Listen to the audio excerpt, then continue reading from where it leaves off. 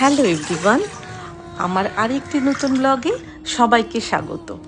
আমায় যারা চেনো তারা তো জানোই, আর যারা চেনো না তাদের জন্য বলি, আমি মিতু, মুর্শিদাবাদ থেকে। আমার ব্লগগুলো তোমরা কে কোথা থেকে দেখছো আমাকে একটু জানিও প্লিজ, তাহলে পরিচিত হতে পারবো, বন্ধু হতে পারবো।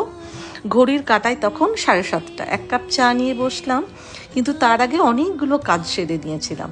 আর কি কি সেরে নিয়েছিলাম একটু দেখাই তোমাদের।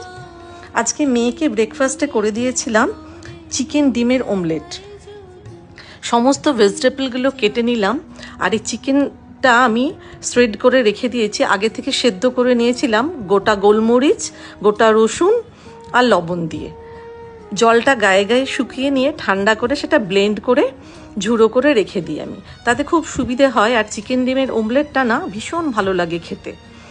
তার মধ্যে একটা ডিম কিংবা দুটো ডিম, যা খুশি যে যেমন করে খেতে পারে সেইভাবেই পুরো ডিমের যেভাবে অমলেট তৈরি করে বাটার কিংবা ঘি দিয়ে ভেজে নিলেই সুন্দর খেতে হয়, খুব ভালো খেতে লাগে।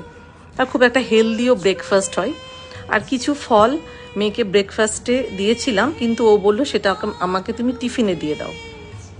তো ওকে আমি টিফিনে দিয়ে দিয়েছিলাম, আর ব্রেড দিয়ে স্যান্ডউইচ বানিয়ে দিয়েছিলাম। আর ব্রেডের এই চারিপাশটা সেটা আমি ফেলি না, ব্রেড ক্রাম্ব বানিয়ে রাখি।